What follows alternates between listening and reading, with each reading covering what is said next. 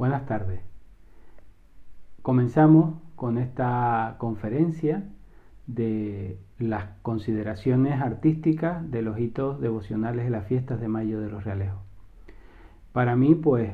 es un placer y en este caso agradecer al Ayuntamiento de los Realejos, tanto a la Concejalía de Fiestas como de Cultura, encabezadas por Isabel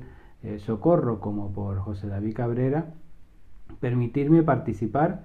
en este ciclo de conferencias, como yo digo, de este año especial de la fiesta de mayo que hacemos desde casa. No hemos podido estar pues en el sitio in situ que otros años pues ha sido la Casa Municipal de la Cultura. Mi labor esta tarde pues es en sí hablar un poco sobre los aspectos artísticos de las piezas vinculadas a la fiesta. Esas piezas que se conservan en los templos, en capillas, en las propias sacristías de los templos y que vamos a intentar conocer un poco más de ellas.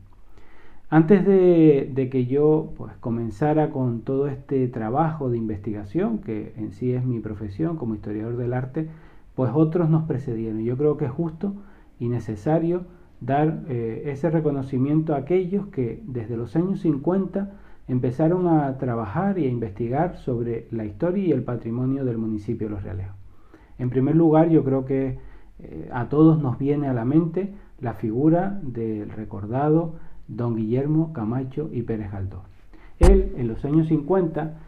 comenzaría a investigar tanto del Templo de la Concepción como del Templo de Santiago Apóstol,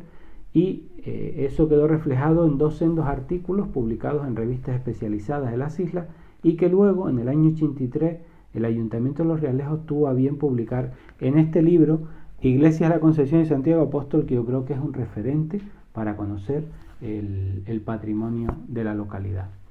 Después de eso, yo creo que han sido muchos los que han seguido investigando sobre el patrimonio local, y hay que tener en cuenta que uno de los libros fundamentales para conocer la trascendencia histórica, devocional y cultural de la fiesta es el realizado por el amigo, investigador y compañero de archivo José María Mesa Martín en este trabajo, Los Realejos y los hitos devocionales de las fiestas de mayo. Esta es otra obra que es fundamental leer y releer para conocer un poco más sobre las devociones vinculadas a esta fiesta. Y por último, algo más específico, es un trabajo coral que, bueno, tuve también la dicha de participar juntamente con otros tantos historiadores como el ya citado José María Mesa en este último libro vinculado también a la devoción, en este caso de la Virgen de los Remedios, en Remedios, Testimonio Devocional de los Realejos. Estos tres referencias bibliográficas, conjuntamente con aquellas que desde los archivos públicos y privados hemos podido ir rescatando a lo largo del tiempo y consultando, nos ha dado que hoy tengamos pues más información sobre, ya digo, esa trilogía devocional de la fiesta. No me voy a detener tan solo en la cruz principal, la cruz de plata, como todos la conocemos, sino también vamos a conocer un poco más sobre las cruces del medio y del sol, así como la titular de la parroquia de la Santa Cruz en la Cruz Santa. Igualmente hablaremos de San Isidro y Santa María la Cabeza, esas dos figuras esenciales para todo este trasunto devocional, y por último, por supuesto, hablaremos de la Virgen de los Remedios como culmen de las fiestas que tanto queremos los realejeros. Así que sin más, agradeciendo lo que he dicho y sobre todo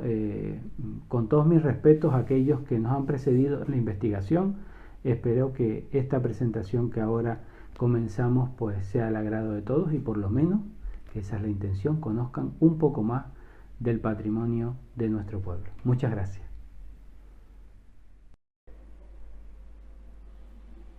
Comenzamos esta presentación con un referente que debe de tomarse en un sentido más bien anecdótico y curioso, ¿no?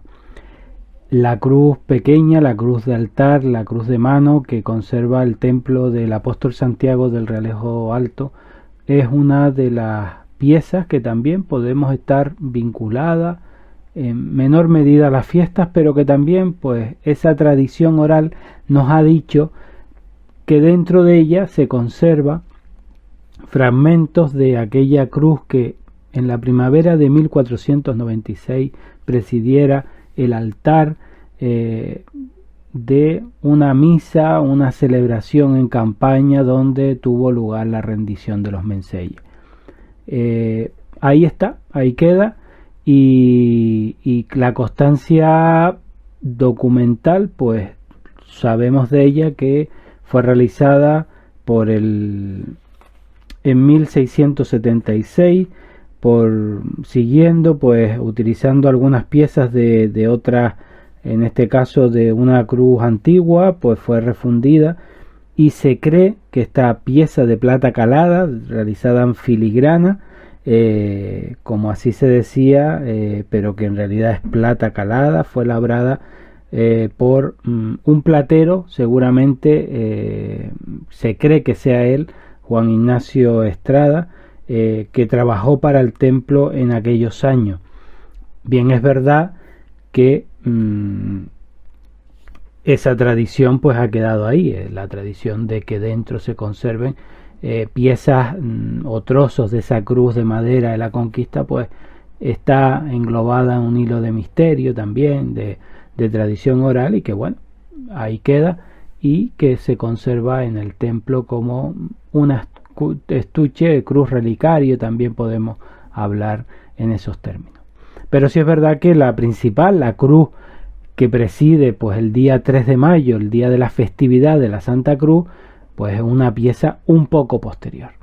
vinculada con la cofradía de la Santa Vera Cruz y Misericordia de nuestro Señor Jesucristo, fundada a principios del siglo XVII, algo que ya el compañero José María Mesa hablará de ella en la próxima conferencia. Esa cruz de plata es,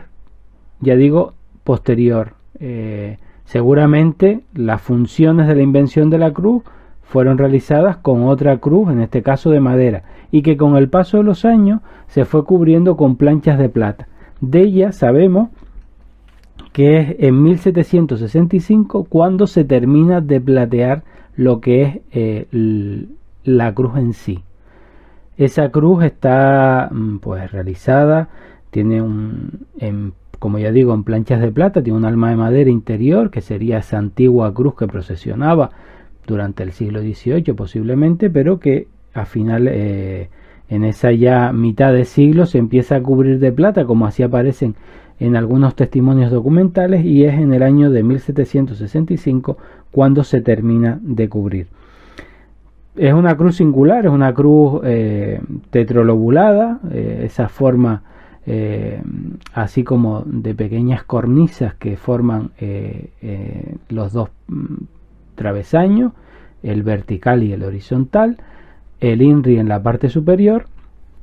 y sobre todo la peana. La peana es la que más curiosidades nos da, ¿no? Si mientras la parte superior tiene, como podemos ver en las fotografías, algún detalle de esas más decoraciones barrocas, de flores, tallos, que envuelven todos los tramos de la cruz. En la parte inferior, esa peana es una peana piramidal, con un repujado más en realce y con un gusto más de una época posterior, ya con una decoración en rocallas, esos símbolos del rococó tan habituales, y donde se engloban también una serie de cartelas con los símbolos de la Pasión. Tiene cierta semejanza con otra pieza conservada en la Cruz de San Juan, de la calle San Juan, y que popularmente se ha conocido como Cruz de los Plateros, aunque recientes investigaciones, en este caso también del compañero Carlos Rodríguez Morales, La Cruz de la Laguna, Fiestas, Capillas y Tradición, nos habla pues de cómo esa cruz hay que llamarla como la Cruz de la calle San Juan, por una serie de documentos que él aporta. El también recordado profesor catedrático de Historia del Arte, don Jesús Pérez Morera, nos decía en su libro sobre orfebrería en Canarias que estábamos ante unas piezas únicas de cruces procesionales de gran porte, es decir, Es una cruz bastante alta, que como ustedes bien saben, pues también en Semana Santa pues se utiliza para procesionar la imagen del Cristo de la Misericordia, la imagen del Cristo crucificado, también perteneciente a la cofradía de la Veracruz y Misericordia en el pasado y actualmente pues también constituida hace algunos años. Esta pieza de plata, pues lo más singular también pues lo tiene en su peana, como les decía. En ella, realizada años después, seguramente por otro platero, se recogen, y seguramente es algo que ustedes no han llegado a poder ver in situ o no han tomado cuenta de ello. En la peana se va escribiendo a aquellos que fueron dando dinero para realizar la obra. Entre ellos pues aparece un Isidro de la Guardia en el año 1803, Domingos Pérez en 1782, José Espínola en 1805, y también tenemos constancia de otros que dieron plata para terminar la obra, como se recoge, ya digo, en el libro de la Cofradía de la Misericordia. Ahí está, la cruz pues aparte pues tiene otros elementos singulares, como por ejemplo son los sudarios, de aquellos sudarios antiguos pues pasaron a otros realizados ya en el siglo XX, algunos pintados, y ya el que procesiona actualmente es un sudario bordado en talleres gaditanos en la década de los años 90. Ahí está la historia de esta cruz procesional de la iglesia del Apóstol Santiago, y que es centro de mirada el día 3 de mayo. Vinculada a la festividad del 3 de mayo, debemos de citar otra pieza conservada en dependencias parroquiales y fuera de culto desde hace algunas décadas. Me refiero a la imagen de Santa Elena, la imagen de la emperatriz reina que en el siglo IV encontró los restos de la Santa Cruz en el Monte Calvario después de un empeño ingente por buscar algunas reliquias de la pasión muerte de Jesucristo. La imagen que conserva el templo del Apóstol Santiago es una imagen de candelero del siglo XVIII, fecha más o menos probable de su ejecución. Una imagen de vestir que hasta el siglo XX, hasta principios del siglo XX, como así aparece en las crónicas de periódicos de aquellos años, procesionaba junto a la Santa Cruz en la mañana del 3 de mayo en esa procesión de la Invención. También tenemos que hablar de la titular de la parroquia de la Santa Cruz en la Cruz Santa, también centro de los primeros días del mes de mayo. Cuenta como en una leyenda se recoge como un jinete en el barranco de la Raya, pues al cruzarlo encontró un santo madero y bueno, fue invocado y posteriormente colocado en una capilla cercana. Conocemos ahora, a raíz de nueva documentación, como ya desde los primeros años del siglo XVII,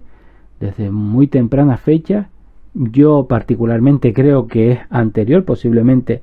de finales del XVI, pero lo que conocemos documentalmente es del siglo XVII, ya existía la ermita de la Santa Veracruz de Higa en unas tierras cercanas al barranco de la Raya, del actual barranco de la Raya,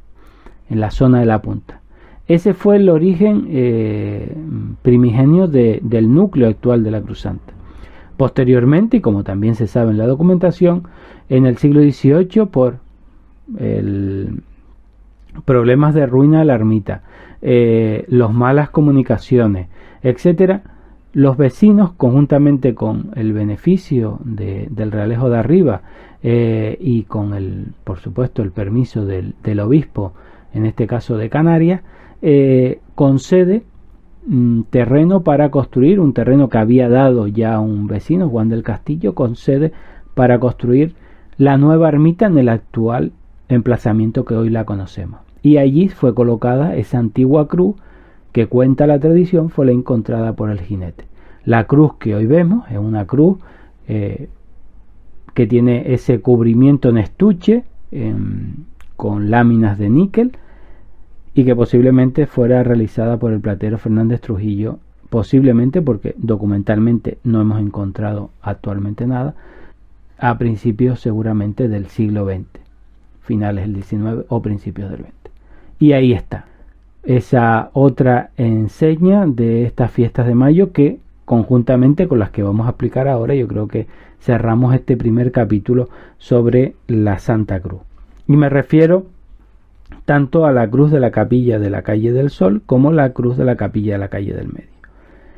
En el caso de la calle del Medio, la documentación también que ha ido apareciendo en estos últimos años nos ha dado cuenta de cómo ya desde finales del siglo XVI, en el margen más alto de la calle, es decir, en el camino que ya subía hasta hacia el monte, se encontraba un santo madero. Posiblemente, y eso es lo que creemos y pensamos, ese dato lo dio a conocer José María Mesa, sea el primer testigo de que allí ya existió una cruz y que era festejada por los vecinos. En el caso de la cruz actual, posiblemente sea una cruz del siglo XVIII, muy similar a esa forma polilobulada de la cruz de la parroquia, pintada de verde y blanco, y que hace algunos años fue restaurada por Cristo Quintero, y que también pues en el informe de restauración da buena cuenta de que sea una pieza con cierta antigüedad, sobre todo posiblemente del siglo XVIII. Eso en cuanto a la calle del Medio. Yo aquí no voy a entrar en las capillas, que podemos hablar de ellas, ¿no? En el caso de la calle del Medio, fue una capilla que seguramente estaría construida a finales del siglo XIX, principios del XX, en ese momento, también por algo que sucede en la calle del Sol en esas últimas décadas del siglo XIX, y que en los años 90 se construye la que hoy conocemos. La cruz de la calle del Sol pues también tiene una cierta historia curiosa. Actualmente en una casa cercana a la capilla pues se conserva una cruz con una peana circular decreciente, y interiormente hay una pequeña cruz inserta en esa cruz mayor. Cuenta la memoria local, la memoria colectiva, la tradición de la calle, de que esa sea la primitiva cruz que presidía aquella vía llamada de la Lagaña, y que posteriormente se llamó Pérez Zamora, y actualmente volvió a recuperar ese nombre tan característico que es la calle del Sol, la calle más cercana al nacimiento del sol, y así lo encontramos en muchos pueblos de las islas, la referencia a esa calle del Sol, como tenemos aquí en Los Realejos. La cruz que actualmente conocemos es una cruz de madera cubierta con plata. Hace pues algunas décadas una familia local pues encargó a la orfebrería de los hermanos Krieger esa labor, y hoy la conocemos. Anteriormente pues también era cubierta con ese especie de material para imitar el plateado, y hasta que pues ya digo, hoy por hoy la pieza es una pieza totalmente de metal, decorada con esa forma tan característica de la cruz de la calle del Sol. Y con esto cerramos esta trilogía, como ya les digo, vinculada a esta parte primera de la fiesta, la Santa Cruz. La segunda, yo creo que ha sido el eje motivador de todo el mes, es las representaciones de San Isidro y Santa María de la Cabeza. Si hablamos de San Isidro, yo creo que es por todos conocido la leyenda en sí del santo, este labrador madrileño, del que también, pues le digo, no voy a entrar en su vida, y sobre todo en su devoción en las islas y en Los Realejos, porque ya José María hablará detenidamente de ello. pero sí es verdad que si nos centramos en su imagen, es una imagen característica. Yo les estoy mostrando en estos momentos una pintura conservada en el Museo de Historia de Madrid de José Leonardo, una pintura de mediados del siglo XVII, donde vemos al santo representando en el famoso milagro de las aguas. Estamos viendo, yo creo que el referente y modelo de la imagen que hoy conservamos en los realejos. Ahí vemos al santo vestido con esos modelos de labriegos castellanos del medievo, con esa chaqueta, calzón corto, polaina, botos de vuelta, la guijada o vara, que también se la vemos, y sobre todo con esa posición de las manos. Esa posición de las manos donde vemos al santo como intentando frenar, intentando decir hay que pararnos, y sobre todo en esa mirada al cielo. Y ahora les muestro otras imágenes, que en este caso son diferentes grabados y litografías del santo, donde también vemos esa forma de vestir muy vinculada a la figura que conservamos en los realejos. Pero yo vuelvo otra vez a esa pintura de José Leonardo para referenciar y tomar el modelo que vemos, por ejemplo, en esta imagen. Seguramente los que la vean, los más fieles devotos a San Isidro, me estarán diciendo que no es el San Isidro de los Realejos. Efectivamente, no lo es. Estamos viendo la imagen de San Isidro de Granadilla. Y curiosamente, esta imagen que estamos ahí visualizando en esas diferentes perspectivas,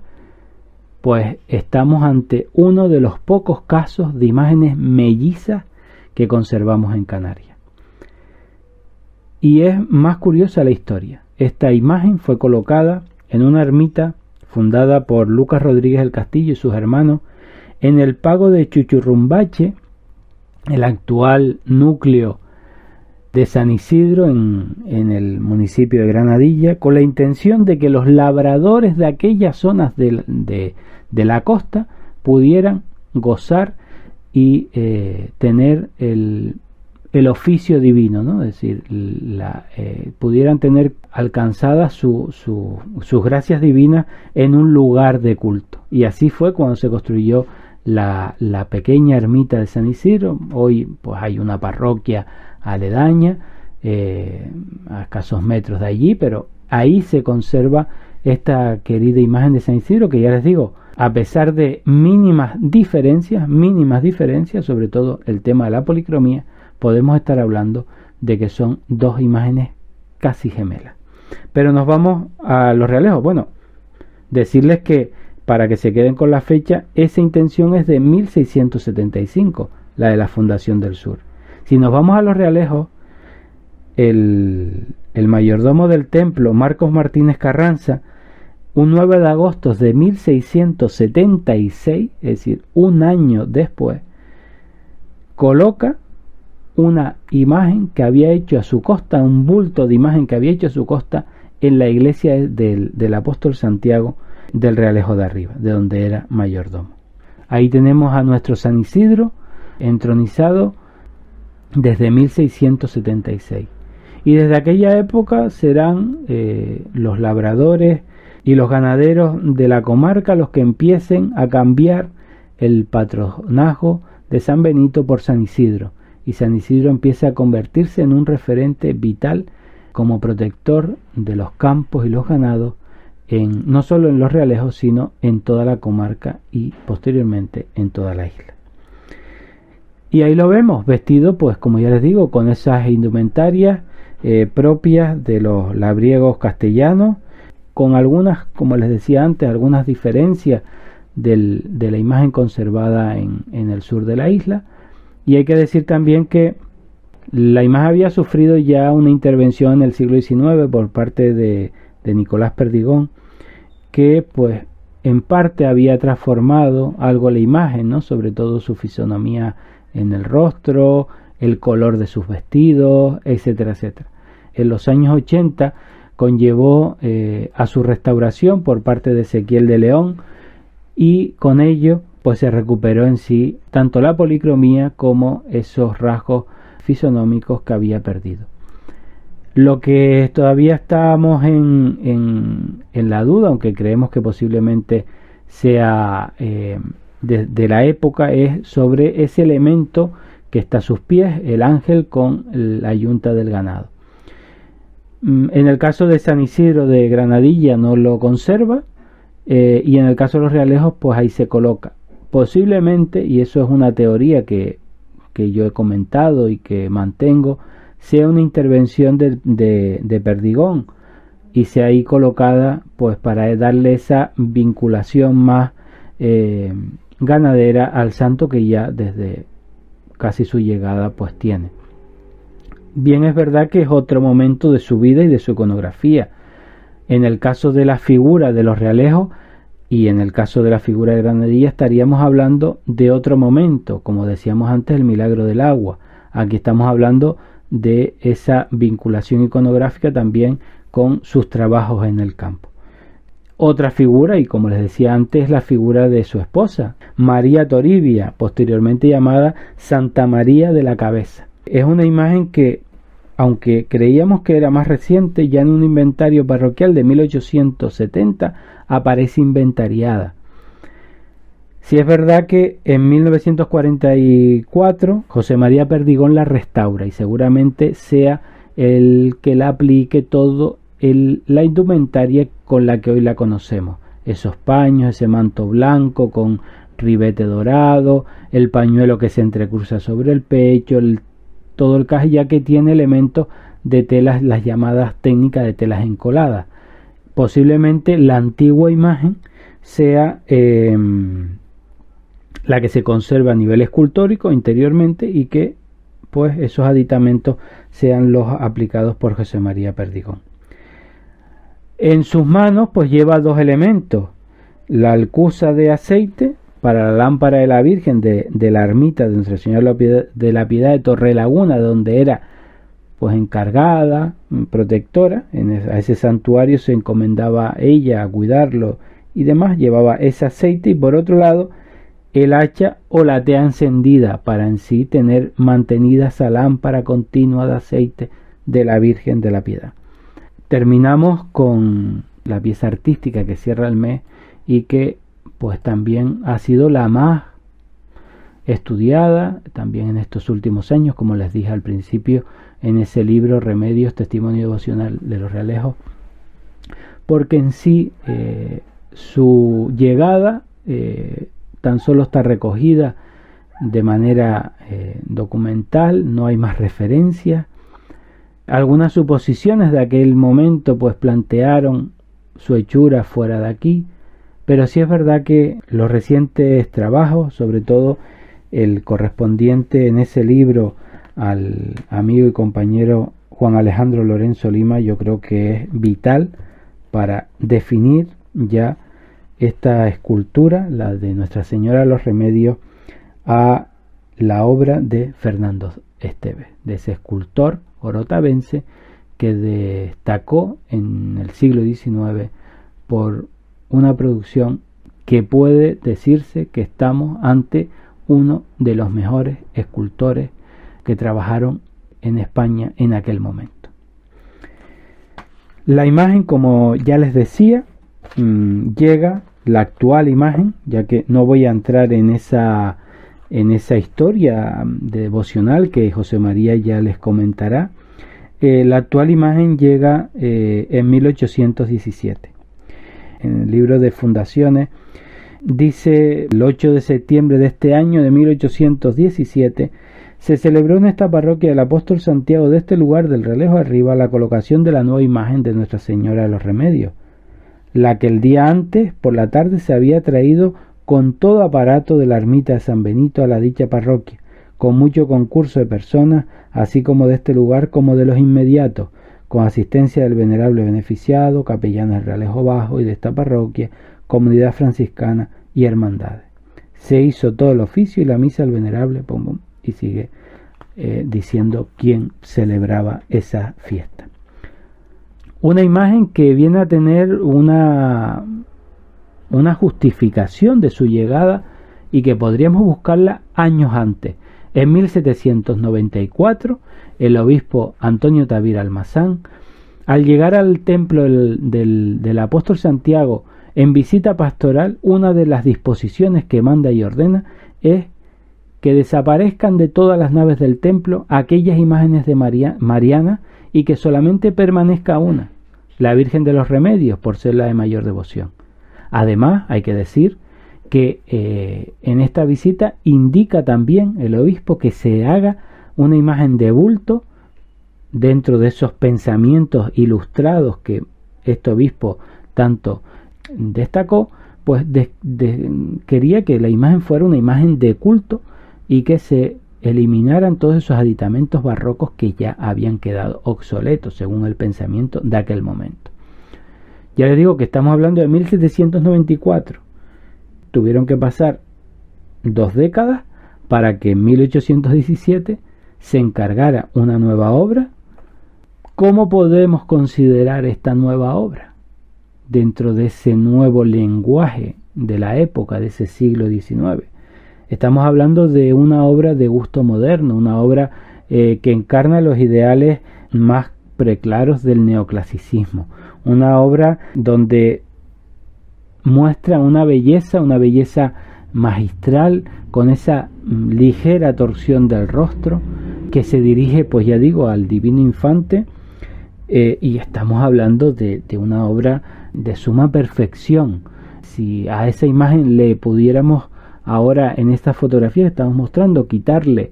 pues todos esos encajes, mantos y demás, estamos hablando que podríamos estar comparando la pieza perfectamente con esculturas realizadas en la época por otros grandes escultores, pero vinculadas en ese neoclasicismo imperante en el momento. Por tanto, la pieza en sí, como escultura, estamos hablando de una pieza magistral, un trabajo de talla elogiable, y sobre todo un trabajo de perfección en ese rostro que poco podemos decir. Sobre el niño pues se plantea que el niño podría estar dentro de la órbita de Sebastián Fernández Méndez, según hemos podido comparar.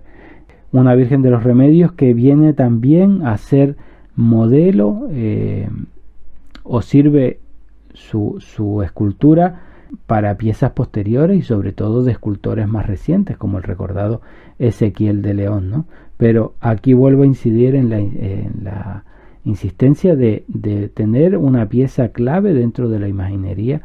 de ese siglo XIX, de una obra salida, está atribuida, pero la falta documental podría se suplanta perfectamente para decir que la obra es de Fernando Esteves, como ya ha defendido el nombrado Juan Alejandro Lorenzo Lima.